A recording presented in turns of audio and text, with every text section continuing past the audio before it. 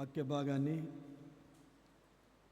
చదివి ధ్యానించుకుందాము. మనము ధ్యాన వరుసలో న్యాయాధిపతుల గ్రంథానికి వచ్చాం. మనము న్యాయాధిపతులు 9వ అధ్యాయంలో నుండి మనము ధ్యానిస్తున్నాం. బహుశా మీరు ఊరిలో ఉన్న కానీ ఈ వీడియోల ద్వారా మీరు వింటున్నారని నేను నమ్ముతున్నాను. తప్పకుండా శ్రద్ధ కలిగిన వారు ఏదో ఒక సమయానికి ఈ వాక్యాన్ని విని ఆ వరుసను మనము నేర్చుకోవడానికి తెలుసుకోవడానికి దేవుడు మనకు యూట్యూబ్ ఒక ఛానల్లో మనము అప్లోడ్ చేస్తాం. ఎప్పుడు లైవ్ కూడా నడుస్తుంది కనుక దాన్ని మీరు సబ్స్క్రైబ్ చేస్తారా? దాన్ని చేసుకుంటే నోటిఫికేషన్స్ వస్తాయి మీకు. అందులో ఏ వీడియో మనము అప్లోడ్ చేసినా వెంటనే మనకు తెలుస్తుంది. దాని నుండి మనము చూసుకోవచ్చు. న్యాయాధిపతుల గ్రంథము 9వ అధ్యాయం.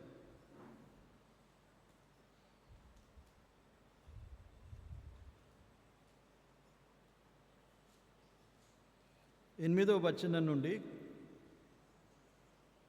కొన్ని వచనాలు చదువుతాను, పూర్తిగా చదవను. కొన్ని వచనాలు చదివి వాటిని ధ్యానించుకుందాం. చెట్లు తమ మీద రాజును ఒకనిని అభిషేకించుకొనవలెనను మనస్సు కలిగి బయలుదేరి మమ్మును ఏలుమని ఓలీవ చెట్టును అడగగా, ఓలీవ చెట్టు దేవునిని మానవులను దేని వలన నరులు సన్మానించుదురో నా తైలము నీయక మాని చెట్ల మీద రాజునయ్యుండి ఇటు అటు ఊగుటకు నేను వచ్చేదనా అని వాటితో అనెను. దేవుడు ఈ వాక్య భాగాన్ని దీవించునుగాక. ఆమేన్. చిన్న ప్రార్థన చేసుకుందాం. ప్రేమ నమ్మకం గల మా ప్రియ తండ్రి, పరిశుద్ధుడా, స్తోత్రాలు వందనాలు చెల్లిస్తున్నాం. అనునిత్యము మీ కృపాసనం యొద్దకు చేరి వచ్చే ధైర్యము, ఆధిక్యత మా ప్రభు అయిన యేసుక్రీస్తు నందు మీరు మాకిచ్చి ఉండగా స్తోత్రాలు ప్రభువా. తల వంచి మిమ్మల్ని స్తుతిస్తున్నాం.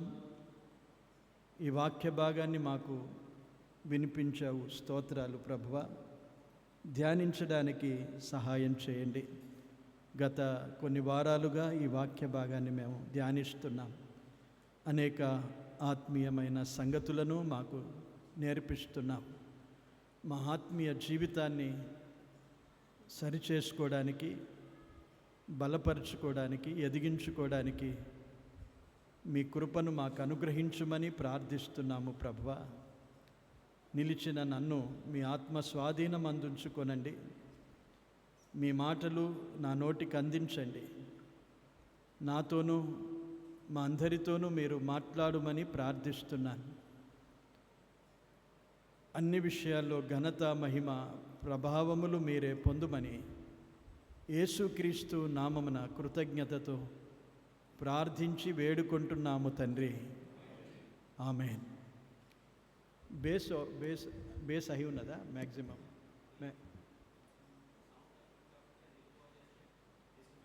ఓకే, మంచిది. ప్రియులారా, మనము గత కొన్ని వారాల నుండి ఈ వాక్య భాగాన్ని ధ్యానిస్తున్నాం. కొన్ని చెట్లన్నీ ఏకమై తమ మీద రాజును అభిషేకించుకోవాలని మనసులో అనుకున్నాయట. అవి చూడండి, ఇక్కడ 8వ వచనంలో మనసు కలిగి అన్నది. అవి బయలుదేరి చెట్లలో అతి శ్రేష్టమైన చెట్టు ఓలీవ చెట్టు దగ్గరికి వెళ్ళాయి. ఓలీవ చెట్టు దగ్గర అడగగా ఓలీవ చెట్టు ఏమని జవాబిచ్చింది చూడండి. దేవునిని మానవులను దేని వలన నరులు సన్మానించుదురో నా తైలము నీయక మాని చెట్ల మీద రాజునయుండి ఇటు అటు ఊగుటకు నేను వచ్చేదనా అని వాటితో అనెను. ఎంత మంచి జవాబు ఓలీవ చెట్టు ఇచ్చింది. చూడండి, ఓలీవ చెట్టుకు ఒక మంచి ఆపర్చునిటీ, ఒక అవకాశం వచ్చేసింది. చెట్లన్నిటి మీద రాజుగా ఉండాలనే ఒక అవకాశం వచ్చేసింది. ఏమి ప్రయాసపడకుండానే వారే కోరుకొని తమ మీద రాజుగా ఉండాలని కోరుకున్నప్పుడు ఎంత చక్కగా జవాబిచ్చింది ఓలీవ చెట్టు. చెట్టు అనేది మనకు అన్వయించుకుంటాం మనమే. అంటే పరిశుద్ధ గ్రంథములో ఉన్నది యెహోవా నాటిన చెట్లు అని మనకు పేరు అన్నాడు. సో ఇక మళ్ళీ మనం వేరేగా ఆలోచించిన అవసరం లేదు. ఈ ధ్యానమంతా మన కొరకే. ఓలీవ చెట్టు యొక్క అతి శ్రేష్టమైన విషయాలు మనం ఆలోచించాము. ఓలీవ చెట్టు చాలా ఉన్నతమైనది. మొదటది దీర్ఘాయుష్యు కలిగినదని మనం ఆలోచించాము కదా. దీర్ఘాయుష్యు కలిగిన చెట్టు అది. కనుక దీర్ఘాయుష్యు కలుగుట మనకెంత అవసరమో, ఎంత కోరికనో మనకు, ఆ దీర్ఘాయుష్యు కొరకు మనం ఎలా జీవించాలి అనేది పరిశుద్ధ గ్రంథములో కొన్ని మాటలు మనం ఆలోచన చేశాం. ఓలీవ చెట్టు ఒక ఉన్నతమైన స్థానాన్ని కలిగినది. జల ప్రళయము జరిగినప్పుడు నీళ్లు తగ్గుతూ ఉన్నాయో లేదో తెలుసుకోవడానికి నోహవు ఒక పావురాన్ని పంపుతాడు. మొదట అది తిరిగి వచ్చేస్తుంది. తర్వాత రెండవసారి ఓలీవ యొక్క కొమ్మను తీసుకొస్తుంది. అంటే మొదట కనిపించింది ఏంటి? అంటే చెట్లన్నీ ఎక్కడో పోయా కానీ ఉన్నతమైన స్థానములో ఓలీవ చెట్టు. మన ఆత్మీయ జీవితము ఒక అత్యున్నతమైన స్థానానికి ఎదుగుతూ ఉండాలి. దట్ ఈజ్ అవర్ ఇది అన్నట్లు మోటో, లేక మన గోల్ అయి ఉండాలి. నా ఆత్మీయ జీవితాన్ని నేను ఒక అత్యున్నతమైన స్థానానికి ఎదగాలి. నేను దెర్ ఈజ్ నో కంపారిజన్. విశ్వాస జీవితంలో ఎప్పుడు ఒకరితో పోల్చుకోకూడదు. అక్కడే మోసపోతాం మనం. మన అలవాటు ఏంటంటే పక్కవారు ఎలాగున్నారు, వీరు ఎలాగున్నారు, వారికంటే నేను ఎలాగున్నాను, జీవితకాలం అంతా ఇందులోనే గడిపేస్తాం. నాకు నేను ఎలా జీవించాలి అనేది మనం ఆలోచించవలసిన జీవితం. ఓలీవ చెట్టు ఎవరితో పని లేదు. దేవుడు తనకి ఏది నిర్ణయించాడు, దేవుడు నన్ను ఎందుకు ఏర్పరచుకున్నాడు, దేవుడు నాకు ఇచ్చిన పనేంటి, దేవుణ్ణి నేను ఎలా మహిమపరచగలుగుతాను, అది చాలు నాకు. రాజుగా ఉండవలసిన అవసరం నాకు లేదు. పైగా రాజరికములో ఏమున్నదో తెలుసుకున్న ఓలీవ చెట్టు అది. రాజరికములో ఏమున్నది చూడండి. రాజునై ఉండి ఏమంటున్నది చూడండి. ఇటు అటు ఊగుటకు నేను వచ్చేదనా. అందులో ఏమున్నది? ఊగే పనే ఉన్నది, ఇంకేం లేదు అందులో. ఇటు ఊగాలి కొంతసేపు, అంటే వీరి పక్షాన కొన్నిసార్లు ఉండాలి, వారి పక్షాన కొన్నిసార్లు ఉండాలి. ఇది రాజరికములో ఉన్న రహస్యము. మనం భ్రమపడతాం పెత్తనం కొరకు చాలా భ్రమపడతాం, ఆశిస్తాం. ఏంగా నాకు పెత్తనం కావాలి అంతే. నీకు యోగ్యత ఉన్నా లేకపోయినా, దేవుడు ఏర్పరచుకోకపోయినా, నీకు ఆ తలాంతులు ఇచ్చినా ఇవ్వకపోయినా, మనం కోరుకునేది అధికారం. దేవుడు ఇయ్యనిది నిలవదు మనకు. ఎంత ప్రయాసపడినా అది మాత్రం నా జీవితంలో నేను కూడా అనుభవించి చూశాను, అనుభవించి తెలుసుకున్నాం. మనం దేవుడు మనకేమిచ్చినాడో దాని అందే ప్రభువును మహిమపరిచేది నేర్చుకోవాలి. అప్పుడు దేవుడు మనలను ఎంతైనా ఉన్నతమైన స్థానానికి ఎదిగిస్తాడు. దేవుడు నాకేమిచ్చాడు, వాట్ ఫర్ ఐ యామ్, నేను దేని కొరకున్నాను, ప్రభు కొరకు. ఎప్పుడైనా అడిగి తెలుసుకున్నామా? మనం కోరుకోవడమే కానీ నీ కోరిక ఏంటి ప్రభువా నా నుండి అనేది ఎప్పుడైనా తెలుసుకున్నామా? మన కోరికను తెలియజేస్తాం దేవునికి అనేక సార్లు. అదే కోరుకొని అదే కావాలనుకుంటాం. కానీ నా కొరకు నీకున్న కోరిక ఏంటి ప్రభువా? ఎరిగినది ఓలీవ చెట్టు. దేవునిని మానవులను దేని వలన సన్మానించుదురో ఆ తైలము నేను ఇయ్యాలి. అది దేవుడు నా నుండి కోరుకున్నది. ఇక దానికి మించి నాకు ఇదందరి మీద రాజరికం ఏమవసరం నాకు? ఇది మన ఆత్మీయ జీవితానికి చాలా మంచి నేర్పు. ఇందులో మరొక మాట మనం ఆలోచన చేశాము. దేవుణ్ణి మానవులను సన్మానించాలి. మనం కొన్నిసార్లు దేవుణ్ణి మాత్రమే మనము సంతోషపరిస్తే చాలు అనుకుంటాం. మనుషులు ఏమన్నా అనుకొని వారితో నాకు పని లేదు. పౌలు జీవితంలో చూసాం మనము. పౌలు ఏమన్నాడు? నేను దేవుని ఎడలను మనుషుల ఎడలను నా మనస్సాక్షి నిర్దోషమైనదిగా కలిగి ఉండడానికి అభ్యాసం చేసుకుంటున్నాను అన్నాడు. పౌలు లాంటి వానికి అవసరమైంది, మనలాంటి వారికి అవసరం లేదా? కనుక మనుషుల ఎదుట మన సాక్ష్యము చాలా అవసరమైనది. దేవుని ఎదుట సాక్ష్యము రహస్యమైనది. మనం చెప్పుకోలేం. మనుషుల ఎదుట బహిరంగంగా ఉంటుంది. కనుక దేవుణ్ణి మానవులను సన్మానించేది, గౌరవించేది, మన మనస్సాక్షిని నిర్దోషమైనదిగా కలిగి ఉండడానికి ప్రయాసపడాలి. మన ఆత్మీయ జీవితం అదే, విశ్వాస జీవితం. మిమ్మును బట్టియే కదా నా నామము దూషింపబడుచున్నది అని ప్రభు రోమీయులకు రాసిన పత్రికలో పరిశుద్ధాత్ముడు రాస్తాడు. మనలను బట్టి దేవుని నామము అవమానపరచబడకూడదు అంటే మనం మనుషుల ఎదుట మంచి సాక్ష్యం కలిగి ఉండాలి. అయినా కొందరు అపవాది చేత ప్రేరేపించబడి మనలను అవమానపరచగోరుతారు. వారి సంగతి ప్రభు చూసుకుంటాడు. కానీ నీ మనస్సాక్షి నిర్దోషమైనదిగా ఉంటే సరిపోతుంది. అది మనము నేర్చుకోవలసిన చాలా శ్రేష్టమైన సంగతి. ఇలాగుండగా మనము ఓలీవ చెట్టును గూర్చి దావీదు ఏమంటాడంటే 52వ కీర్తనలో ఆ ధ్యానానికి వచ్చేసాం మనం. మళ్ళీ నేనైతే దేవుని మందిరములో పచ్చని ఓలీవ చెట్టు వలె ఉన్నాను అన్నాడు. మందిరానికి వచ్చేసాడు. ఇప్పుడు వ్యక్తిగత జీవితంలో ఎలాగూ ఎదగాలి, ఆత్మీయ జీవితంలో మనం చూస్తూ ఆ ఓలీవ చెట్టు వలె నేను మందిరములో ఉంటాను, దేవుని మందిరములో. మన జీవితమే దేవుని మందిరం అండి.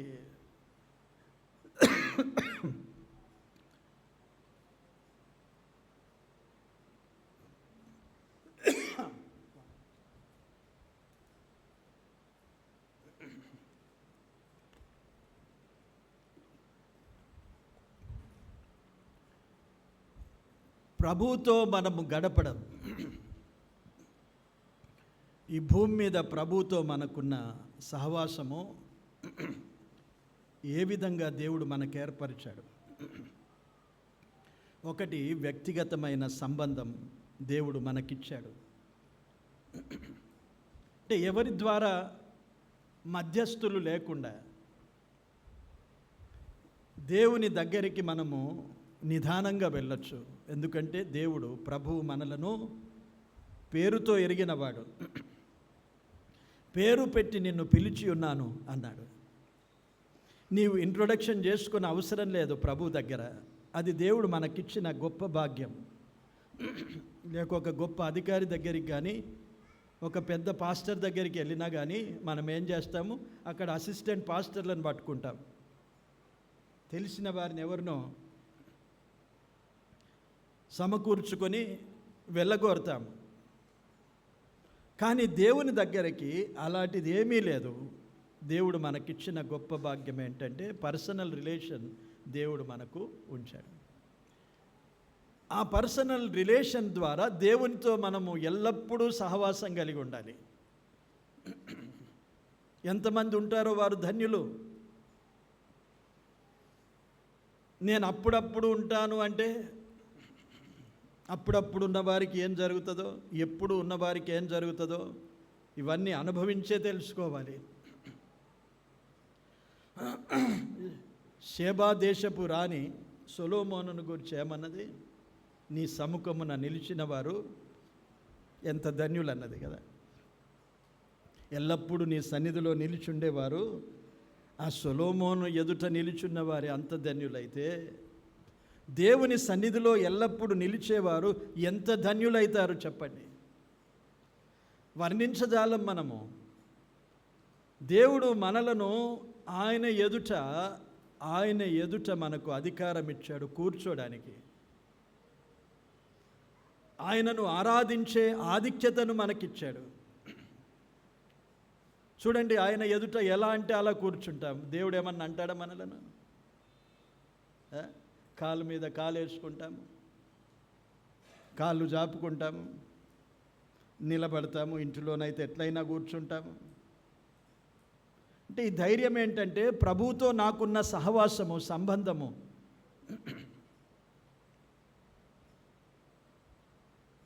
దేవుడు అంత సన్నిహితంగా ఉండగోరుతూ మన బలహీనతలను ఎరిగి తనకు రావలసిన మర్యాదలేమి కోరుకోకుండా మనలను తన కౌగిటిలో దాచుకున్నంత ప్రేమ మనలను ప్రేమిస్తూ ప్రేమ చూపుతున్న దేవుడు.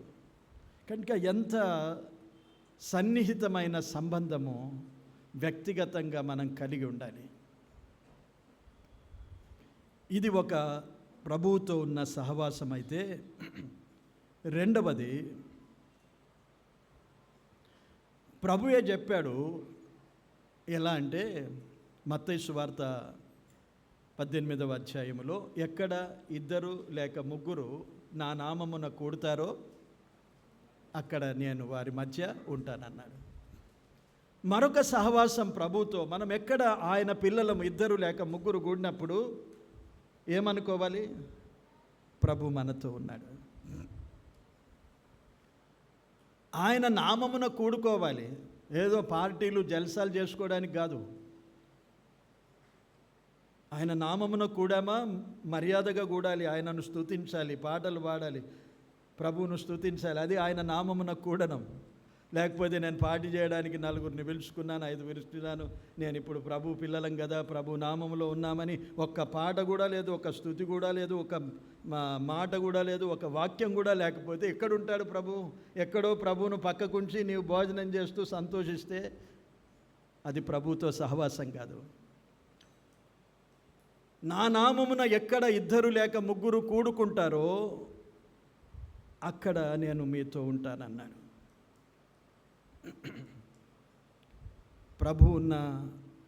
ప్రభు ఉన్న గడియలు, మనతో ఉన్న సమయాలు చాలా అద్భుతమైన ఆశీర్వాదం మనకు. బబులోను దేశములో ఒక పెద్ద సమస్య ఏర్పడింది.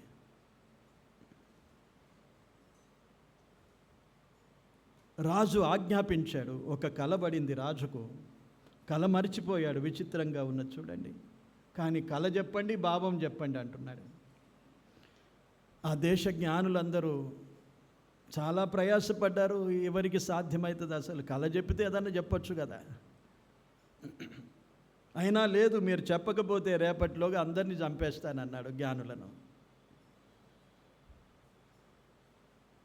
దానియేలు, షడ్రక్, మేషక్, అబద్నెగోలు దేవుని పిల్లలు. ఆ రాత్రి ఏం చేశారు? వారు ప్రభు నామములో కూడుకున్నారు. ప్రభు నామములో కూడుకున్నారు. ఏం జరిగింది చెప్పండి? అద్భుతం జరిగిందా లేదా? ఎక్కడ ఇద్దరు లేక ముగ్గురు నా నామమున కూడుదురో అక్కడ నేను ఉంటానన్నాడు. ప్రభు వారితో గడిపిన రాత్రి సమయం, ప్రభువుతో వారు గడిపిన రాత్రి సమయం ఎంత అద్భుతం జరిగింది చెప్పండి. ఎవరు చెప్పజాలని మర్మాన్ని దేవుడు వారికి బయలుపరిచాడు. దాని ఫలితంగా బబులోను రాజు ఏమన్నాడంటే, వీరి దేవుడే పూజహారుడు అన్నాడు. ఇది జరగాలి మనం కూడితే. అలాగూ కూడుకోవడానికి ప్రయాసపడాలి. మనకెన్నో సమస్యలు వస్తాయి, రావా చెప్పండి? ఎందరో అనారోగ్యాలతో ఉన్నారు.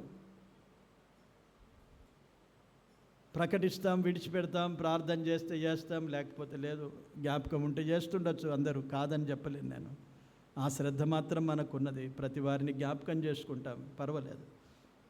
ఎప్పుడైనా అనిపించిందా ఇంతమంది ఉన్నారు, మనం అందరం ఒకసారి కూడుకొని వారి కొరకే ప్రార్థన చేస్తాం? దేవా, వీరి సంగతి ఏంటి మరి?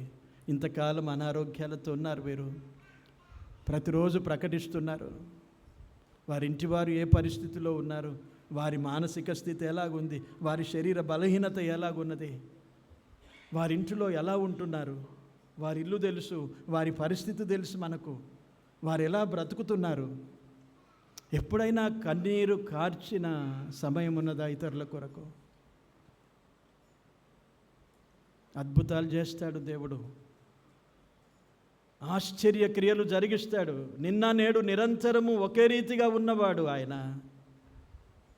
ఆనాడు చేసినవాడు ఈనాడు కూడా చేస్తాడు. ఆనాడు ఉన్న పట్టుదల ఈనాడు మనలో ఉండాలి. మొదలు పెట్టండి, మొదలు పెడదాం, సహకరించండి. నాకు ప్రకటిస్తున్నప్పుడు చాలా బాధ కలుగుతుంది. అయ్యో, ఒకరు బాగైందంటే మరొకరు ఏదో ఒక బాధలో ఉంటారు. వీరు బాగైందంటే మళ్ళీ ఒక బలహీనత. అప్పుడు వారి కుటుంబీకులను గూర్చి, వారి శరీర బలహీనతలను గూర్చి, వారి వ్యక్తిగత ఆవేదనను గూర్చి ఆలోచించినప్పుడు ఎంత బాధ కలుగుతుందో ఆలోచించండి. ఈ బాధతో మనము కలిసి ప్రార్థన చేస్తే 3 సరిపోతుంది అన్నాడు. మీతో వచ్చి నేను ఉంటాను అక్కడ. పరలోకమందు మన కొరకు విజ్ఞాపన చేయుచున్న ప్రభువు మనతో దిగి మనతో కూడా ఇక్కడ మోకరించి విజ్ఞాపన చేస్తాడు. ఇప్పుడు ఎక్కడ విజ్ఞాపన చేస్తున్నాడు? తండ్రి కుడి పార్శ్వమున మన కొరకు విజ్ఞాపన చేయుచున్నాడని రోమీలోకి రాసిన పత్రికలో ఉన్నది. కానీ 3 కూడి ఇక్కడ విజ్ఞాపన చేస్తే ప్రభు ఏమన్నాడు? నేను వారి మధ్య ఉంటాను. ఇక్కడ చేంజ్ చేస్తాడు, మనతో కలిసి విజ్ఞాపన చేస్తాడు. ఎంత గొప్ప అద్భుతమైన అనుభవం అది. ఇది ప్రభువుతో ఒక సహవాసం. స్నేహితులు ఉన్నారా, 4 ఉన్నారా, 10 ముచ్చట్లు అనవసరమైన పెట్టుకొని అప్పుడే మాట్లాడుకోవడం, అప్పుడే విడిచిపెట్టుకోవడం. ఈ నెల బాగున్నారని చూస్తే వచ్చే నెలలో అక్కడొగోలు ఇక్కడొగోలు కూర్చుంటారు. వారే ఏంట్రా ఇలా జరుగుతుందంటే అర్థమైపోతుంది ఏదో ప్రాబ్లం ఉన్నట్లయింది. అంతగా అర్థమైపోతుంది మన సమస్యలు. ఎందుకు ఇవి అంటే అనవసరమైన వాటి యందు ఎక్క శ్రద్ధ వహిస్తాం మనం. మన పరిమితి ఉండాలి, మన స్నేహానికి పరిమితి ఉండాలి, మన మాటలకు పరిమితి ఉండాలి. ఏం మాట్లాడాలి, ఎంత మాట్లాడాలి, ఎవరిని గూర్చి ఎంత మాట్లాడాలి.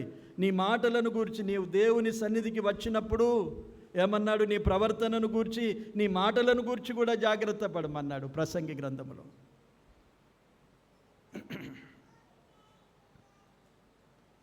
కలిసినప్పుడు, కూడినప్పుడు మంచి సంబంధం, సహవాసం, మంచి రిలేషన్స్ ప్రభులో ఒక కుటుంబముగా మనం కలిగి ఉండాలనేది ఎప్పుడు మనం వింటాము. నేను అనేక సార్లు చెప్తూ ఉంటాను. ఈ సంబంధం, ఈ సహవాసములో మనం అనేక సార్లు కలుస్తుంటాం. కలిసినప్పుడు ఆత్మీయంగా ఎదిగేది ఓలీవ చెట్టు వలె ఆలోచన చేయండి. ఓలీవ చెట్టు వలె కలిసారా? సరే, ప్రార్థన చేసి వెళ్ళిపోదాం. కొంతసేపు సంభాషించామా? ప్రార్థన చేసిపోదాం. ఇద్దరం చేద్దాం, 3 ఉంటే 3 చేద్దాం. ఇంతవరకు అర్ధగంట మాట్లాడినారు కదా, ఈ ప్రార్థన 10 నిమిషాలు ఎక్కువైపోతుందా? ప్రార్థన ఒక్కోలే చేద్దాం, వెళ్ళిపోదాం అంటాం. కారణం ఏంటంటే ఇంకా సమయం గడపాలి కదా. దేనికి ప్రాధాన్యత? ఆత్మీయతకా, శరీర సంబంధమైన వాటి కొరక ఎక్కువ ప్రాధాన్యత? ఇది విడిచిపెట్టి అదే కావాలని నేను చెప్పడం లేదు, ఇది అవసరమే. కానీ దీనికంటే ఎక్కువ ప్రాధాన్యత ఆత్మీయ జీవితానికి ఇవ్వాలి. అదే ఓలీవ చెట్టు యొక్క ఆత్మీయ జీవితం. అలాగూ ప్రభువుతో సహవాసము. 3వది సంఘము ఆయన శరీరము. సంఘం ఏంటి? భూమి మీద ప్రతి విశ్వాసి ఎక్కడ వెళ్ళినా వెతికేది ఏంటి చెప్పండి? ఏం వెతుకుతాడు? నిజమైన విశ్వాసి ఎక్కడికి వెళ్ళినా, మీరు ఊరికి వెళ్ళారు, ఎవరైనా వెతికారా సంఘం ఎక్కడున్నదని? మా చిన్నమ్మ ఎక్కడున్నది, మా మామ ఎక్కడున్నాడు, వాళ్ళిల్లు ఎక్కడున్నది, వారెట్లున్నారు, ఇందులోనే నెల గడిపచ్చేసి ఉంటారు. ఆదివారం రాగానే సంఘం ఎక్కడున్నది? ఇక్కడ ఉన్నదా? సంఘం ఉన్నదా? ఈ ఊరిలో ఉన్నదా? ఈ సమీపంలో ఉన్నదా సంఘము?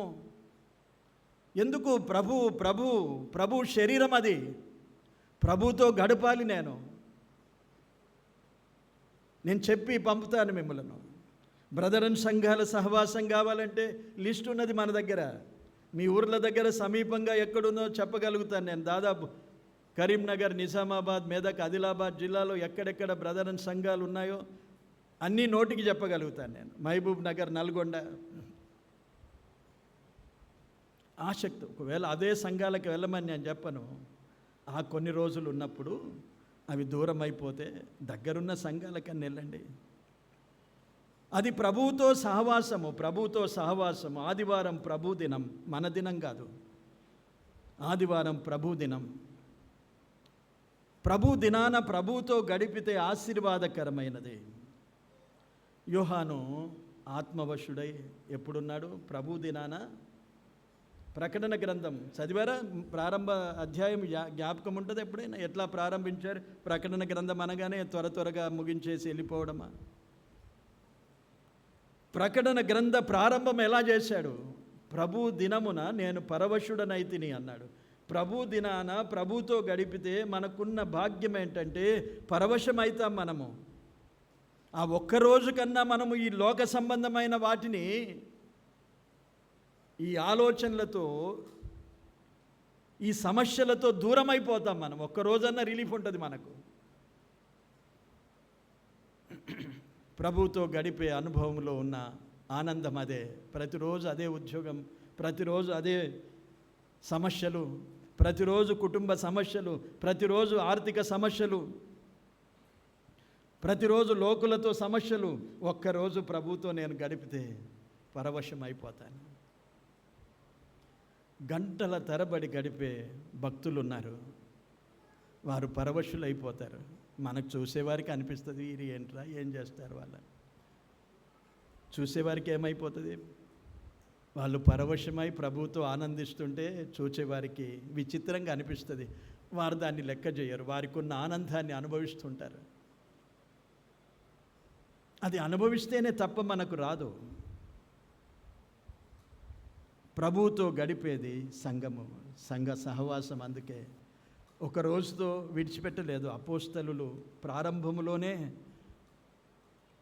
అపోస్తలుల బోధలో మనకు నేర్పిన పాఠాలు ఇవి. ఏంటంటే అపోస్తలుల బోధలో ఉన్న క్రమం ఏంటంటే సంఘ సహవాసము. అపోస్తలుల కార్యము 2వ అధ్యాయములో రొట్టె విరుచుట, అపోస్తలుల బోధ వినుట, ప్రార్థన. 4 సహవాసాలు, 4 కూడికలు మనకు దేవుడు ఏర్పరిచాడు. ఆ దినాల్లోనైతే ఇంటింట వారు కూడుకునేవారు. ప్రారంభంలో సంఘాలు విస్తరిస్తున్న కొలది, యెరూషలేము దాటి వారు వెళ్ళుచు సువార్త ప్రకటించిన కొలది, సంఘాలు విస్తరించిన కొలది, అపోస్తలుడైన పౌలు ద్వారా, పత్రికల ద్వారా దేవుడు ఒక క్రమాన్ని తీసుకొచ్చాడు సంఘానికి. అదే అపోస్తలుల బోధ. మన సంఘం కూడా ఆ బోధ మీదనే పూర్తిగా ఆధారపడి ప్రభువును ఆరాధించేది, ప్రభువును సేవించేది. అపోస్తలుల బోధ. ఈ క్రమాలను నేర్చుకోవాలి, చదువుకోవాలి, గ్రహించాలి. వాక్యములో ఉన్నది ఉన్నట్లుగా మనము జీవించడానికి మనలను మనం అప్పగించుకోవాలి. ఇలాగూ దేవునితో సహవాసాన్ని గురించి మనం ఆలోచించాం వ్యక్తిగతంగా, 2-3 కూడినప్పుడు. తర్వాత సంఘముగా మనము ప్రభు సహవాసాన్ని ఎలా కోరుకుంటే దేవుడు తన కృపను మనకు అనుగ్రహిస్తాడు. కనుక దేవుని మందిరములో అన్నాడు. ఇప్పుడు దావీదు ఎక్కడికి వచ్చాం మనము? అక్కడ ఆగిపోయాం. దేవుని మందిరములో నేనైతే పచ్చని ఓలీవ చెట్టు. ఎందుకు ఊరికే ఓలీవ చెట్టు అనలేదు? నేనైతే ఓలీవ చెట్టు వలె ఉన్నానంటే కూడా సరిపోతుంది. పచ్చని ఓలీవ చెట్టు అన్నాడు. పచ్చదనం ఏం చూపిస్తుంది అంటే ఫలించకంటే ముందు జీవాన్ని చూపిస్తుంది నీకు.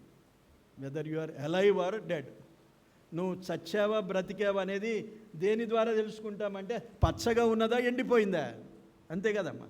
ఒక చెట్టు ఉన్నది, నేను సమాధుల తోటకు పోతాం అప్పుడప్పుడు. మా ఫ్యామిలీ గ్రేవ్ ఉన్న దగ్గర 2-3 ఎండిన చెట్లు ఉంటాయి. ఎప్పుడు పోయినప్పుడు ఇలా ఏంటి ఆ చెట్లు అంటే తెల్లారి నేను కూడా అక్కడికే పోతాను, అందరం అక్కడికి పోతాం. కానీ చెట్టు చూసినప్పుడు అది ఎండినట్లుగా కనిపించదు, సజీవంగా ఉన్నట్లుగా కనిపించదు. కానీ సంవత్సరాలుగా ఉన్నది అక్కడే.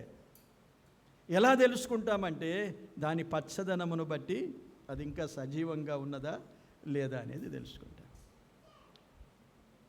మందిరములో ఎలాగున్నావు? మందిరం అంటే దేవుని సంఘమే. ఈ మందిరాలు కట్టడాలు ఇడిచిపెట్టు. ఏ మందిరం అనేది అది దాని ప్రశ్న లేదు ఇప్పుడు మనకు. మనం ఏ మందిరం ఏ సంఘములో ఉన్నామో ఆ సంఘములో నీ స్థితి ఎలాగున్నది? పచ్చగా ఉన్నావా, ఎండినట్లున్నావా? ఎండిపోతే చచ్చినట్లే, పచ్చగా ఉంటే ఇంకా బ్రతుకుచున్నావు అన్నట్లుగా సూచన. అంటే చచ్చిన వారు కూడా ఉంటారా సంఘములో? ప్రకటన గ్రంథం 3వ అధ్యాయంలో చాలా స్పష్టంగా చెప్పాడు, నీవు బ్రతుకుచున్నావను పేరు మాత్రం ఉన్నది కానీ నీవు మృతుడవే అన్నాడు. మృతుడవే, చచ్చిపోయావు. ఎలా చచ్చిపోవడం అంటే, నేనైతే బాగానున్నాను కదా, చాలా సంవత్సరాల 40 సంవత్సరాల 50 సంవత్సరాల నుంచి నేనున్నాను సంఘములో, ఎంతో అభివృద్ధి చెందాను, నా పిల్లలు అభివృద్ధి చెందారు, కార్లు కొనుక్కున్నారు, బంగ్లాలు కొనుక్కున్నారు, చాలా చక్కగా ఉన్నాం, మేము ఎడతెగక సహవాసంలో ఉన్నాం, అందరికంటే ఉన్నతమైన స్థాయికి ఎదిగిపోయాం. అయితే నేను ఎలా మృతుడనైపోతాను? అలాంటి వారు కూడా మృతులు అయ్యే అవకాశం ఉన్నది. అవన్నీ నేను ఇప్పుడు చెప్పినాయని పైన మనకు భూ సంబంధమైన ఐశ్వర్యం, అది భూ సంబంధమైనది. మన ఐశ్వర్యము పరలోక సంబంధమైన ఐశ్వర్యము, మన జీవము పర సంబంధమైనది. చూడండి, మనలను గురించి అపోస్తలుడైన పౌలు ఏం రాశాడు? ఎఫెసీ పత్రిక 2వ అధ్యాయములో, మనము మన పాపముల చేత అపరాధముల చేత చచ్చిన వారమై ఉండగా మనలను క్రీస్తుతో కూడా బ్రతికించను అన్నాడు. అంటే చచ్చిన స్థితికి కారణం ఏంటంటే పాపము. బయట నీకు కనిపిస్తుండొచ్చు ఐశ్వర్యము, బయట నీకు కనిపిస్తుండొచ్చు చాలా గొప్పగా చదువులు. మనం అనుకుంటాం, నేను కూడా చాలాసార్లు చెప్తాను, మన సంఘాన్ని దేవుడు బాగా ఆశీర్వదించాడు. 10 కార్లు అంటే బయట నిలబడతాయి. ఒక 10 సైకిళ్ళు కూడా లేవు ఒకప్పుడు, ఒక స్కూటర్ కూడా లేదు. కానీ 10 కార్లు ఒకరి తర్వాత ఒకరు 10. ఇక్కడ వాళ్ళతో ఎన్నోసార్లు కొట్లాడడం జరిగింది, మీరు ఎందుకు తీసుకొస్తారని. నేను కూడా అనుకునేవాడను, దేవుడు మమ్మల్ని బాగా ఆశీర్వదించాడు సంఘాన్ని. కనిపిస్తుందా? అది ఆశీర్వాదం కాదు, అది కాదు. నీవు బ్రతుకుచున్నావు అనడానికి సూచన అది కాదు. నీవు బ్రతుకుచున్నావు అనడానికి సూచన అంటే నీలో పాపం ఉండకూడదు. పాపం ఉంటే చచ్చిపోయినావు. అది మానుకోవాలి ముందు. అందుకే నీవు మృతుడవన్నావు. క్రియలను గురించి మాట్లాడాడు అక్కడ 3వ అధ్యాయములో. క్రియలు ఎలాగున్నాయి ఆలోచన చేద్దాం ప్రియులారా. ఏ స్థితిలో ఉన్నాము? చచ్చిన స్థితిలో నేను ఇంకా సంఘములో ఉండి నాకు నేను భ్రమపడుతున్నానా? సజీవంగా ఉండి నేను ప్రభువు నాకు ఏది ఇచ్చాడో దాని ద్వారా నేను ప్రభువును మహిమపరచాలని కోరుతున్నాను. ఇక తర్వాత ఏర్పరచుకునేది అంతా దేవుడేనండి, దేవుడే. అందుకే బ్రదర్ సంఘాలు ఒక మంచి క్రమాన్ని దేవుడు ఉంచాడు, అంటే వాక్య క్రమం అది. సంఘ క్షేమాభివృద్ధి కొరకు ఎఫెసీ పత్రిక 4వ అధ్యాయములో విశ్వాసులు పరిపూర్ణులగుట కొరకు, సంఘ క్షేమాభివృద్ధి కొరకు దేవుడు కొందరిని అపోస్తలుగాను, కొందరిని ప్రవక్తలను గాను, కొందరిని ఉపదేశకులుగాను, కొందరిని పెద్దలుగాను, కొందరిని పరిచారకులు గాను, సువార్థికులు గాను, ఇలాగ ఐదు మాటలు ఉన్నాయి అక్కడ, 5-6. ఎవరు ఏర్పాటు చేశారు? ఎవరు ఏర్పాటు చేశారు అవి? పౌలు చెప్పలేదు, నేను ఏర్పాటు చేశాను. పరిశుద్ధాత్మ దేవుడు ఏర్పాటు చేశారు. అందుకే మేము ఎక్కడికి వెళ్ళినా దాదాపు మమ్మల్ని సేవకులుగా చేయుండని కొందరు వస్తారు, పాప వాళ్ళకు తెలియదు, వెంటబడతారు మాతో ప్రత్యేకంగా మాట్లాడడానికి. నేను జోబ్దాస్ అన్న పేరు చెప్తాను, ఆయన నా పేరు చెప్తాడు, ఆయనతో మాట్లాడండి, నేను ఆయనతో, ఇలాగ జరుగుతూ ఉంటుంది. అని ఏర్పాటు చేసేది మేము మనుషులం కాదు, ఏర్పాటు చేసేది మరొకరు కాదు, దేవుడు తన పరిశుద్ధాత్మ ద్వారా ఆ కార్యం జరిగిస్తాడు. ఎలా జరిగిస్తాడు చెప్పండి? ఎలా జరిగిస్తాడు? దేవుడే జరిగిస్తాడు తగిన సమయంలో. ఏమన్నాడు? ఒక మాట అన్నాడు పేతురు రాసిన పత్రికలో, తగిన సమయములో నిన్ను హెచ్చించు వరకు ఆయన బలిష్టమైన చేతుల క్రింద నీవు దీన మనసు గలవాడవై ఉండుమన్నాడు. అప్పుడు దేవుడు హెచ్చిస్తాడు. సారిసారికి నేను నేను నేను అన్నట్లుగా కనిపిస్తే ఇక్కడ చూసేవారు ఎవరు లేరు, చూసినా నిన్ను హెచ్చించేవారు ఎవరు లేరు. హెచ్చించువాడవును ఘనపరచువాడవును నీవే అన్నావు కదా. ఆయన హెచ్చిస్తాడు. దీన మనస్సు కలిగి ఉండుడి.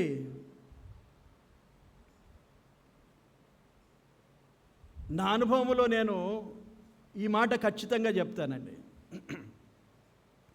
నన్ను గురించి నేను చెప్పుకోవడం అతిశయం అనుకోనండి, మరి ఏదైనా అనుకోనండి, కానీ నేను ఉన్న సాక్ష్యం నేను చెప్పుకుంటాను. మా నాన్నగారు ప్రయాసపడ్డారు, కానీ వారితో నేను వారి వల్ల నేను ఎదగాలని ఎన్నటికైనా అనుకోలేదు. నేను ఎప్పుడు నా జీవితం నాకే అనుకున్నాను, నా జీవితం నాకే. తాను ప్రయాసపడ్డాడు, దేవుడు తనకిచ్చిన కృపావరం. సరే, తనకు సహకారంగా ఉందాం, ఏదైనా పని చెప్తే చేద్దాం, ఎవరు లేరురా మా వెంట రారంటే వెళ్దాం. ఇంటిలో నేర్పిన భయము భక్తి జీవితం ఉన్నది, కొంత వాక్యము ధ్యానించే జీవితం ఉన్నది.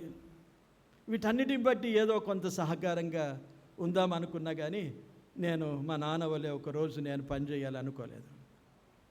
నేను కూడా ఒక లక్ష్యం కలిగి దేవుని కొరకు పనిచేస్తానని నేను ఎన్నడూ అనుకోలేదు. వాస్తవంగా హృదయపూర్వకంగా మా నాయన కోరుకునేవాడట, మా నాయన కోరుకునేవాడు. అప్పుడు వారి చేతిలో పరిచారకులంగా ఉండిపోయాము. వారు పెద్దలు, వారితో పరిచారకులుగా ఆ రోజుల్లో యోహానన్న, మా నాన్నగారు, తర్వాత లూకా గారు, వారితో అంతకుముందు మరొకరు, ఇద్దరు, వారితో చిన్న పరిచారకులంగా మేము వెళ్ళిన వారం.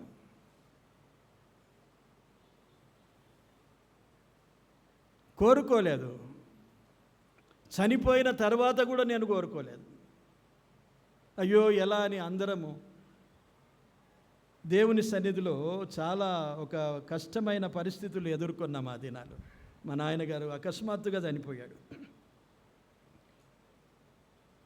ఎవరు ఏర్పరిచారండి? నన్ను ఎవరు ఏర్పాటు చేయలేదు, ఎవరు ఏర్పాటు చేయలేదు నన్ను. అది పరిశుద్ధాత్మ ఏర్పాటు. అంటే పరిశుద్ధాత్మ దేవుడు ఏర్పరిచిన తర్వాత ఎవరు అడ్డగించలేదు కూడా, అది సూచన. అడ్డగించలేదు. ఒకవేళ ఉన్న పెద్దలు అడ్డగించొస్తుండే, పనికిరాడు, ఈయన అవసరం లేదని చెప్పగలుగుతుండే అప్పటి పెద్దలు. అది కూడా జరగలేదంటే అది పరిశుద్ధాత్మ ఆమోదం. అది పెద్దలకు కూడా అర్థమైపోయింది, దేవుని ఏర్పాటు. ఆ తర్వాత అప్పగించుకొని పనిచేసే విధానము, ఇవన్నీ పరిశుద్ధాత్మ దేవుడు నిన్ను ఏర్పాటు చేసుకున్నాడా, లేక నీవే కోరుకొని చేయాలనుకుంటున్నావా? ఎవరో నిన్ను ప్రేరేపించి నిన్ను పైకి తీసుకొచ్చి నిలబెట్టారా? ఇవన్నీ కనిపిస్తాయి. నిష్ఫలులమైపోతాం తర్వాత. కనుక దేవుని ఏర్పాటు, పరిశుద్ధాత్మ ఏర్పాటు ఉంటుంది. వాక్య క్రమంలో నేను కూడా చాలాసార్లు అనుకునేవాడను, అరే పెద్దలు పరిశుద్ధాత్మ ద్వారా ఏర్పాటు చేస్తారంటే ఎట్లా ఏర్పాటు చేస్తాడు? ఏదో ఒక మనుషుల ద్వారానే కదా మళ్ళీ అనుకుంటా. అందుకే అపోస్తలుల కార్యము 13వ అధ్యాయములో పౌలు బర్నబాలను సేవ కొరకు ప్రత్యేకించమని దేవుడు కోరుకున్నప్పుడు వారు ప్రార్థన చేస్తున్నారు, ఉపవాసం ఉన్నారు. వారందరికీ ఈ ప్రేరేపణనే వచ్చింది. దేవుడు పౌలుని ఏర్పాటు చేసుకున్నాడు, బర్నబాను ఏర్పాటు చేసుకున్నాడు. వారిని గురించే ప్రార్థించి ఉండవచ్చు వారంతా. అప్పుడు వారి ఒక్కరిలో కూడా విభేదాలు జరగలేదు, ఒక్కరిలో కూడా వివాదం జరగలేదు. ఒక్కరిని గురించి కూడా, బర్నబాను గురించి కానీ పౌలును గురించి కానీ. అది పరిశుద్ధాత్మ నడిపింపు. కానీ ఈరోజు ఇది ఎక్కడ క్రమాలు ఎక్కడున్నాయి? ఇదేదో అరిచరిచి మేము అక్కడ చెప్తాం. చాలాసార్లు సేవకుల మధ్య చెప్పేది ఇవే కదా మేము ఎక్కువ మట్టుకు. కానీ ఇవన్నీ బోధ పక్కకి వెళ్ళిపోయింది. వాక్యము, అపోస్తలుల బోధ పక్కకి వెళ్ళిపోయింది. మనుషుల బోధ ఎక్కువగా వాడకములో ఉండిపోయింది అది. కానీ మన మట్టుకు మనము దేవుని సంఘములో పచ్చని ఓలీవ చెట్టు వలె ఉండాలి. That is my goal. అందరూ కలిసి ఒకరోజు నన్ను మా మీద పెద్దగా ఉండుమన్నా కానీ ఓలీవ చెట్టు ఏమన్నది, నేనేం తొందరపడా. నాకు మీ మీద పెద్దన ఇటుగాల అటుగాల, దీంతో నాకేం పని? దేవునికి ఇచ్చే తైలాన్ని కూడా నేను ఇవ్వలేకపోతాను, దేవునికి ఇచ్చే సమయాన్ని ఇవ్వలేకపోతాను, దేవుని కొరకు చేసే మంచి పనులు కూడా చేయలేకపోతాను నేను. ఇలాగ ఓలీవ చెట్టు తన్ను తాను తగ్గించుకొని చెప్పేసింది. దావీదు కూడా పచ్చని ఓలీవ చెట్టు. ఎలా పచ్చగా ఉండగలుగుతారు? దట్స్ అవర్ నెక్స్ట్ సబ్జెక్ట్ కదా. ఎలా పచ్చగా ఉండగలుగుతారు? పచ్చగా ఉండాలి కదా. దేవుని వనమని చూపిస్తారు మనకు. సంఘాలు చూడండి, ఎండిపోయిన సంఘాలు ఉన్నాయి ఈ రోజుల్లో. నేను ఒక సంఘం అని చెప్పను, కానీ మన బ్రదర్ని సంఘాలే మేము చిన్ననాటి నుండి చూస్తాం. మనము మన సంఘాలను గురించి మనమే చెప్పుకుందాం. జీవరత్నం గారు ప్రారంభించిన దినాల్లో నుండి సంఘాన్ని చూస్తూ వచ్చినాను. దాదాపు 60 సంవత్సరాలు అయిపోయింది. అప్పుడు నేను చిన్నవాడను. ఈరోజు ఎన్ని సంఘాలు ఇక్కడ ఉన్నాయి? బాంబేలో, తెలంగాణలో ఎన్ని సంఘాలు మొదలై ఎన్ని సంఘాలు ఇప్పుడు ఉన్నాయి? సంఘము దేవుని వనం. దేవుని వనములో ఎవరైనా ఎంటర్ అయితే ఎలాగ అనిపించాలి? ఆ వనం ఎలాగుండాలి చెప్పండి? అబ్బా ఇంకొంచెం కూర్చుండి వెళ్ళిపోదాం అనిపించింది. ఇంకా కొంత ఈ వనములో చల్లగా, నెమ్మదిగా, ప్రశాంతంగా వెళ్ళిపోదాం అనిపించాలి. 27వ కీర్తనలో దావీదు అదే ప్రసన్నత కోరుతున్నాడు. ఆయన మందిరములో ఏముండాలి? ప్రసన్నత ఉండాలి. దేవుని సంఘం అంటే ప్రసన్నత ఉండాలి. తగాదాలతో కూడిన సంఘాలు కాదు, సమస్యలతో కూడిన సంఘాలు కాదు, వివాదాలతో కూడిన సంఘాలు కాదు. కొరింథీ సంఘం ఎలాగున్నా చెప్పండి? ఎంటర్ అవుతూనే 4 గ్రూపులు కనిపించాయి అక్కడ. సంఘములో ఎంటర్ కాగానే 4 గ్రూపులు ఉన్నాయి. అపోల్లో గ్రూప్ ఒకటి, పౌలు గ్రూప్ ఒకటి, కేఫా గ్రూప్ ఒకటి. ఇక అందరికంటే ఏంటి, మీరంతా మనుషులే కానీ మేము క్రీస్తు యేసు గ్రూపే అన్నారు కొందరు. ఉంటుందా ప్రసన్నత అక్కడ? కొరింథీ సంఘానికి ఎంటర్ కండి. మొదటి అధ్యాయంలో ఎంటర్ అయితే ప్రారంభంలోనే మీకు వివాదాలు కనిపిస్తాయి. 2వ అధ్యాయము, 3వ అధ్యాయము, 4వ అధ్యాయం, ఈ అధ్యాయం తర్వాత అధ్యాయం వెళ్ళండి, ఎన్ని సమస్యలు వారిలో ఉన్నాయో చూడండి. ఉంటాం అక్కడ? దేవుని మందిరము, దేవుని సంఘం అంటే అది మెయింటైన్ చేయాలి, ప్రసన్నత. ఇప్పుడు క్యాథలిక్ సంఘాలు సూచనగా ఉంటాయి అవి మందిరాలు. వారు ఎలా కడతారంటే కేథలిక్ మందిరాలు చూశారు కదా, డాన్ బాస్కోకి వెళ్ళండి, ఇంకా మందిరాలకు వెళ్ళండి. నీవు ఊరికి అక్కడ పోయి కూర్చుంటే, నీకు నీవే మనసు నెమ్మదిపరుచుకొని కూర్చుంటే 10 నిమిషాలు ఇంకా కూర్చోవాలనిపిస్తుంది. అది భౌతికంగా వారు ఏర్పాటు చేసిన వాతావరణం మందిరానికి. అది భౌతికంగా. మందిరం అంటే జీవము గల దేవుని సంఘము. భౌతిక మందిరాలు ఇప్పుడు అవి ఈరోజు ఉంటుంది, రేపు పడిపోతుంది. That is different. కానీ దేవుని సంఘము అనేది అలాగ ఉండాలి. సంఘానికి ఎంటర్ అయ్యారా? నూతనంగా ఎవరైనా వచ్చారా? అది కరెక్ట్ ఉన్నది కదా, అది ముందటికి వెళ్తలేదని నేను చూస్తున్నాను. ఓకే, సంఘానికి ఎవరైనా వచ్చారా? నూతనంగా ఎవరైనా తీసుకొచ్చావా? వారికి సంఘములో ఏమనిపించాలి? ఫస్ట్గా అనిపించేది మనమా, దేవుడు కనిపిస్తాడా వాళ్ళకు? ఎవరు కనిపిస్తారు? వాస్తవంగా చెప్పండి. ఒక కొత్త వారిని తీసుకొచ్చాను,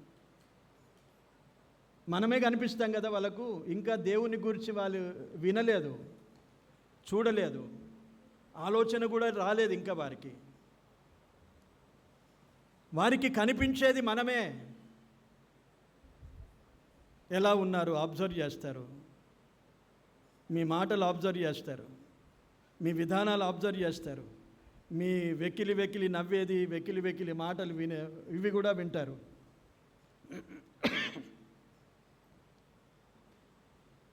మీ ప్రేమను గురించి ఆలోచన చేస్తారు.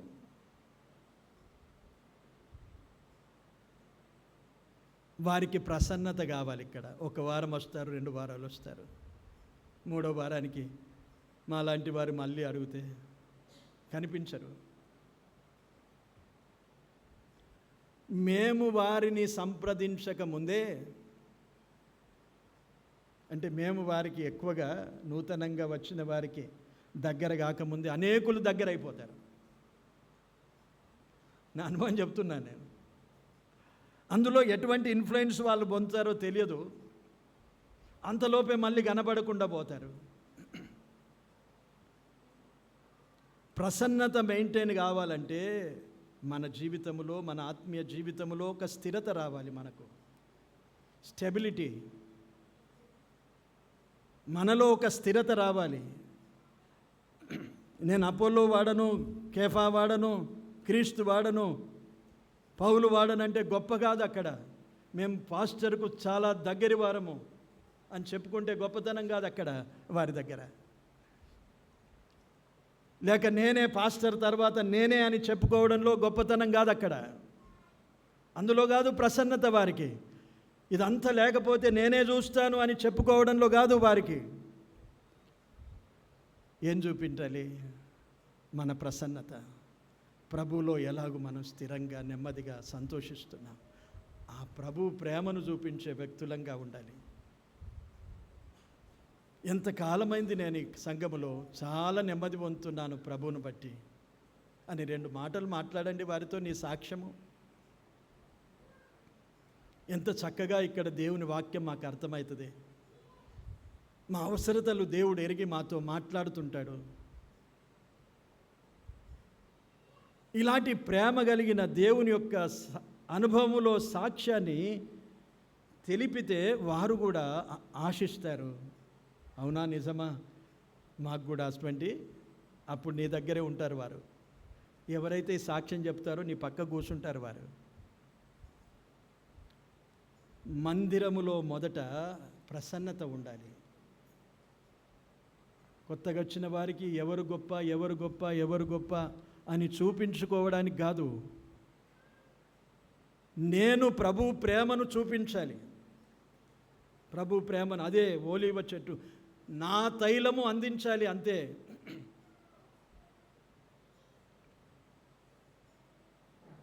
అది మన మనస్సు అయి ఉండాలి. మనకు దేవుని ప్రేమను మనం ప్రసన్నత ఉండాలి మందిరములో, సంఘములో. ఆ ప్రసన్నత పొందాలి. ఆత్మీయ స్థిరత రావాలి, ఆత్మీయతలో స్థిరత రావాలి మనకు. ఇక ఎలా పచ్చగా ఉంటారు అనే మాటకు వస్తే, కీర్తనలు 1వ అధ్యాయములోనే ఏం చదివాం మనము? దివారాత్రములు దానిని ధ్యానించువాడు ధన్యుడు, అచ్చివాడు నాట తన కాలమ. ఎవరు? యెహోవా ధర్మశాస్త్రమందు ఆనందించుచు చదవాలన్నాం. చదివి ఆనందించడం, ఆనందించుచు చదవడం ఏమన్నా భేదం ఉన్నది చెప్పండి? చదివిన తర్వాత ఆనందించడం, చదవక ముందే ఆనందించుచు చదవడం. చెప్పండి, ఎవరైనా బోల్డ్గా చెప్పేది చెప్తే, చెప్పగలిగితే. సహోదరులు కూడా ఏమైనా చెప్పొచ్చు మీకు అర్థమైతే.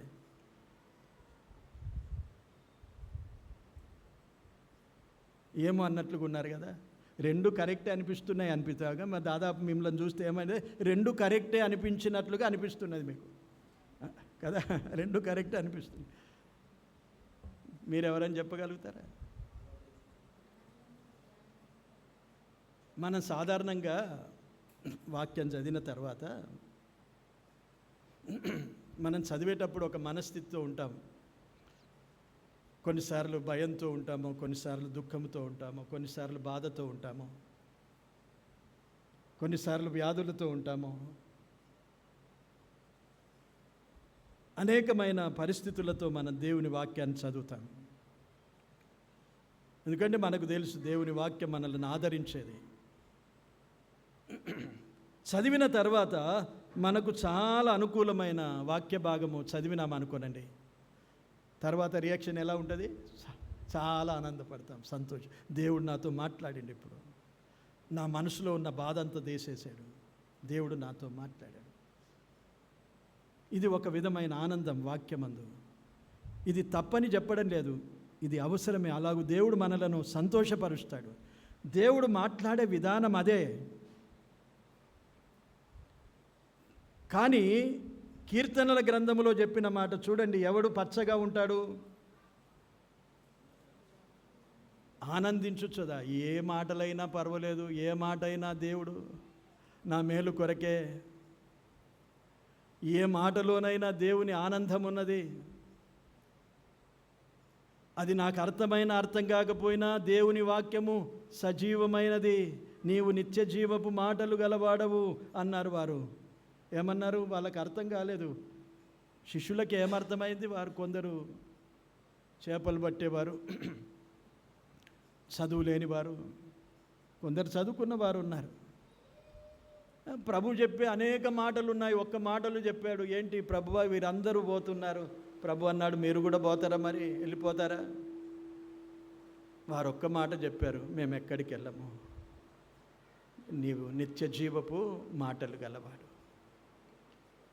దేవుని మాటలు ఎరిగిన వారు నిత్య జీవపు మాటలు గలవాడవు అని తెలుసుకొని ప్రభువుతో ఉన్నారు. కనుక వాక్యం ఏదైనా, దేవుని వాక్యం ఏంటి? జీవము గలది, జీవము గలది. ఆ మాట మనకు ఎట్లా అర్థమైనా, మనమున్న స్థితికి అది ఏ అర్థం ఇచ్చినా,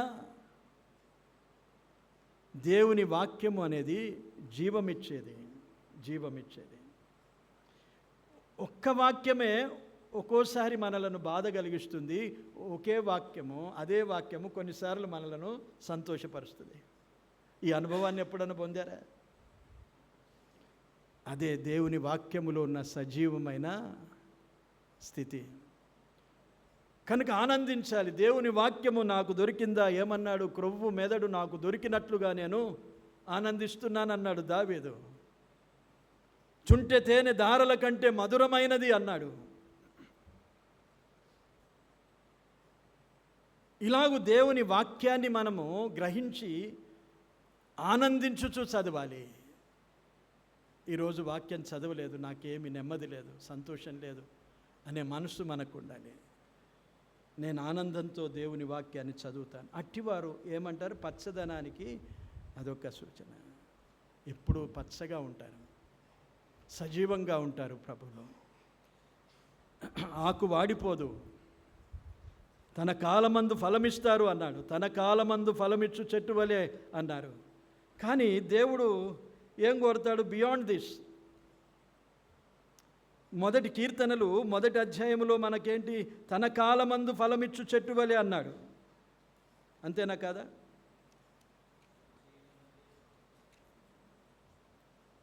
ఆకు వాడక తన కాలమందు ఫలమిచ్చు చెట్టు వలె ఉండును. కానీ సరే, తన కాలమందు ఫలమిస్తుంది, పర్వాలేదు ఇంత. కానీ దేవుడు దీనికంటే ఎక్కువ కోరిన సందర్భము. కంజూరపు చెట్టు దగ్గరికి వెళ్ళాడు ప్రభు. వెళ్ళాడా లేదా? ఆకులు పచ్చగా ఉన్నాయి, ఆకలి కొని ఏవైనా పండ్లు కావాలనుకున్నాడు. ఒక్క ఫలం కూడా కనిపించలేదు. వెంటనే ప్రభు దాన్ని శపించేశాడు. అక్కడొకటి వ్రాయబడింది, అది అంజూరపు పండ్ల కాలము కాదన్నాడు కదా. అది అంజూరపు పండ్ల కాలము కానే కాదు. ఎట్లా పండ్లు దొరుకుతాయి? అది నీ వాదన ఉండొచ్చు, కానీ ప్రభు కోరేది ఏంటంటే, నేను ఎప్పుడు వస్తే అప్పుడు నాకు ఫలాలు కావాలి. దట్ ఈజ్ విశ్వాస జీవితం. అది ఆత్మీయ జీవితం. అది భౌతిక చెట్టు. నామకార్థ జీవితం అంటే తన కాలమందు ఫలమిచ్చేది. అది ఇట్స్ ఎ రూటీన్, సహజమైన విధానం. దానికంటే ఎక్కువగా దేవుడు కోరేదంటే, తన కాలము కాకపోయినా ఫలాలు కనిపించాలి ప్రభువుకు. ఒక వాక్య భాగాన్ని చదువుకుందాం చూడండి. ఇర్మియా గ్రంథము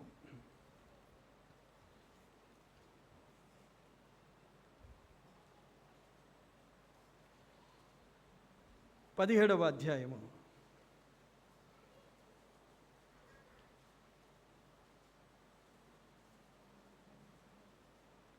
అయితే చెట్టు ఎలాగుండాలి?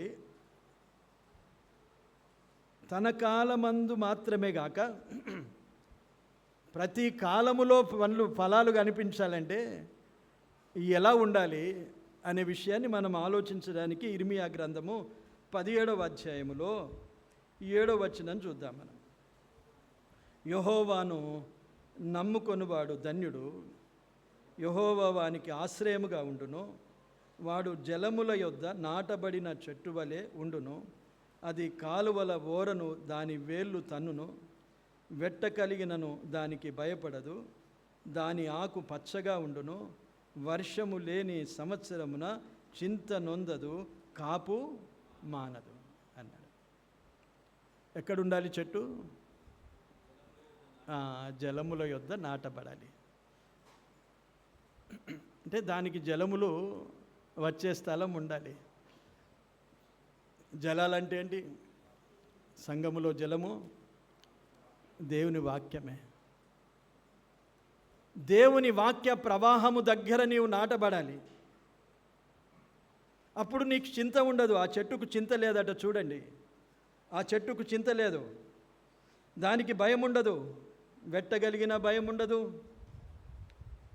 ఆకు పచ్చగా ఉంటుంది. ఎప్పుడు వర్షము లేకపోయినా చింతనుండదు, కానీ కాపు కాస్తూనే ఉంటుంది. అది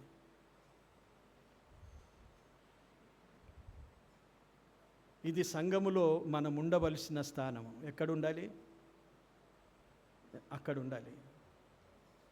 అంటే స్థానం అంటే ఇక్కడ ముంగట వెనుక అనేది కాదు, ఫ్రంట్ రోలో లాస్ట్ రోలో అనేది కాదు. సంఘములో నీ స్థానం ఎక్కడ? ప్రార్థన కూడికకు ఉన్నదా స్థానము? వాక్యము ధ్యానించే దగ్గర స్థానం ఉన్నదా మనకు?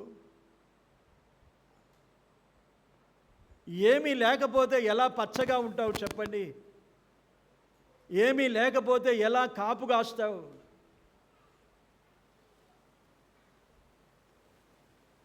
కొంతకాలము అక్కడ వర్షము కురవకపోయినా, ఒక సంవత్సరమున వర్షము లేకపోయినా చింత ఉండదు, కాపు మాత్రము కాస్తూనే ఉంటుంది.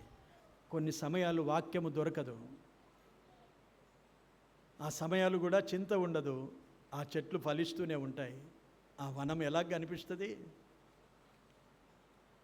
ఆ తోటంతా జలమయమే. యెహెజ్కేలు గ్రంథం చూద్దాం. యెహెజ్కేలు గ్రంథము 47వ అధ్యాయం.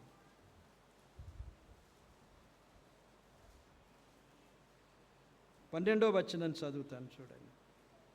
నదీ తీరమున ఇరుపక్కల ఆహారమిచ్చు సకల జాతి వృక్షములు పెరుగును, వాటి ఆకులు వాడిపోవు, వాటి కాయలు ఎప్పటికి రాలవు.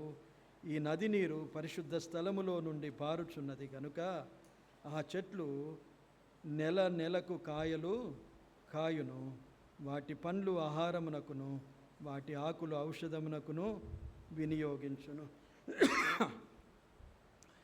ఇక్కడ చూడండి ఒక్క మాట. ఆ నది ప్రవాహము పక్కల ఇరుప్రక్కల ఉంటాయి, అది పర్వాలేదు, నది చూసినాం కదా, ఆ నీటి ప్రవాహం. కానీ ఎక్కడ నుండి రావాలి ఈ నది నీరు? మురికి వాటలో నుండి వచ్చే నీరు కాదు ఇది. ఎక్కడో ఏదో ఒక డినామినేషన్ నుండి ప్రవహించే నీరు కాదు ఇది. పెద్ద పెద్ద సంఘాలు పోతాం మనం, అక్కడి బోధలు ఇక్కడి బోధలు అన్ని బోధలు వింటాం. ఈ నీరు ఆ నీరు అంతా ఒక్కటి కాదు. నీరు అంతా కనిపించేది ఒకలాగానే. ఊర్లోకి వెళ్ళండి, 10 రోజుల్లో నల్లగా వచ్చేస్తారు. కారణం ఏంటి? నీళ్ళు అవే. మరి అంతా నీరంతా ఒకటే అనుకుంటే ప్రమాదం. మారిపోతాం మనం, మాడిపోతాం. కనుక ఈ నీరు ఎక్కడి నుండి రావాలి? పరిశుద్ధ స్థలములో నుండి పారుచున్నది అన్నాడు. ప్రభు అయిన యేసుక్రీస్తు ఏమన్నాడు? నేను పరిశుద్ధుడను, మీరును పరిశుద్ధులయ్యుండుడి. పేతురు రాసిన పత్రికలో చాలా స్పష్టంగా చెప్పాడు, మీ సమస్త ప్రవర్తన యందు పరిశుద్ధులయ్యుండుడి అన్నాడు. నేను పరిశుద్ధుడనై ఉన్నానని ప్రభు లేవియ కాండములో అనేక సార్లు రాశాడు. ఆ పరిశుద్ధ స్థలములో నుండి ప్రవహించాలి. ఆ నీరు నిన్నేం చేస్తే అంటే నెల నెలకు కాసే చెట్టుగా ఉంచుతుంది. అరే ఈ కాలమే కాదు, ఇప్పుడు చూడండి కొన్ని జామకాయలు ఎప్పుడు పండుతాయి. ఎప్పుడు చూసినా ఈ చెట్టుకు జామకాయలు ఎప్పుడు ఉంటాయి? ముందు చూస్తే వర్షాకాలం అప్పుడే కనిపించాయి మనకు. కొన్ని మామిడి చెట్లు ఎప్పుడు పండ్లు పండుతాయి. అదే విచిత్రం కదా. అదే దేవుడు మనకు నేర్పించేది ఏంటంటే, సంఘములో ఒక చెట్టుగా, పచ్చని ఓలివ చెట్టుగా ఉండాలి అనేది. ఆ పచ్చదనం ఎలా ఉంటుంది అనేది నన్ను నేర్చుకుంటున్నాం. ఆ పచ్చదనములో ఫలాలు ఎలాగుంటాయి, ఎలా ఫలించాలి. మనం ఫలించలేము లేకపోతే. మురికి నీరు వేయండి. మీరు కాయగూరలు తీసుకుంటారు కదా, కూరగాయలు తీసుకుంటారు కదా, మీరు తీసుకుంటారు. ఎక్కడంటే అక్కడ చెప్పండి, కొలివాడకు ఉన్నోళ్ళు చెప్పండి, తీసుకుంటారా? ఆ స్టేషన్ దగ్గర పక్క కమిటీ తీసుకుంటారు. ఎందుకు తీసుకోరు?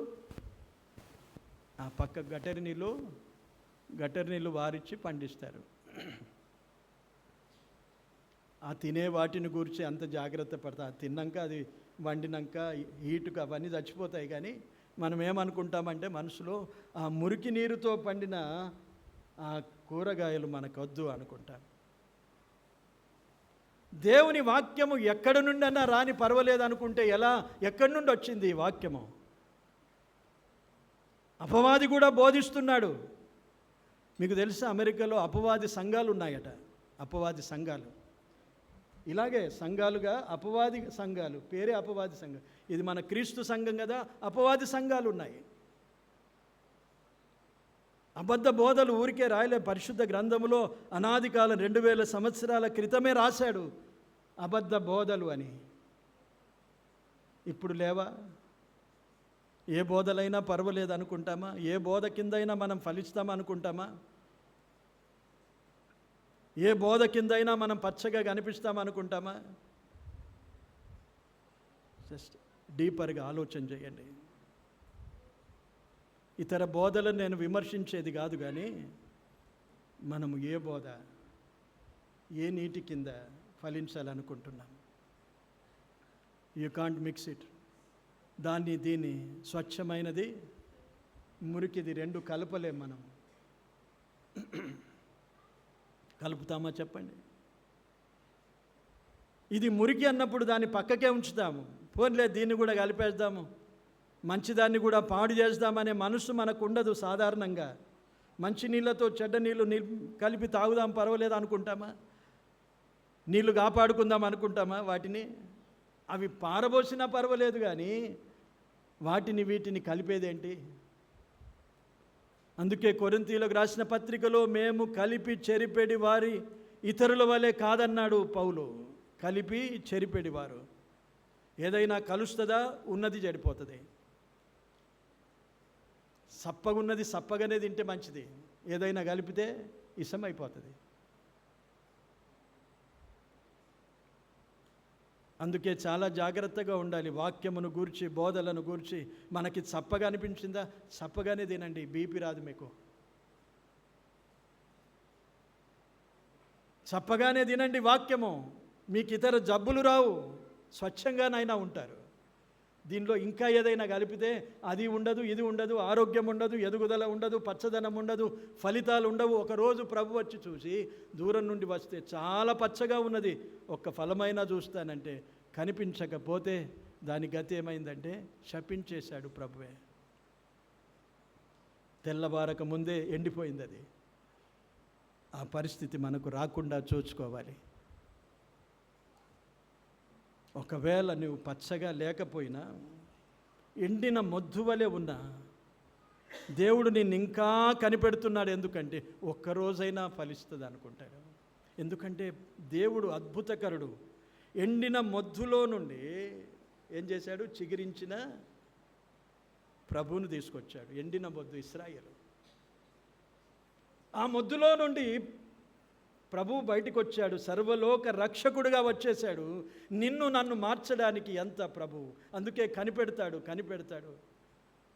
ఒక మొద్దుగా, నీవు చచ్చిన మొద్దుగా ఇంకా సంఘములో ఉన్న ఇంతకాలము సహిస్తూ దేవుడు ఉన్నాడంటే ఒక్కరోజైనా నిన్ను ఫలించే కొమ్మగా చేస్తాను. కానీ దేవుని కృపను బట్టి మనకు తెలుస్తున్నాయి కదా, మారిపోదాం. జీవించే చెట్టుగా, ప్రభువును మహిమపరిచే చెట్టుగా జీవిస్తాం. ఓలీవ చెట్టులో ఇంకా అనేక అనుభవాలు ఉన్నాయి. మళ్ళీ ఓలీవ చెట్టును గురించే ఆలోచన చేద్దాం. దేవుడి మాటలు దీవించునుగాక. ఆమేన్.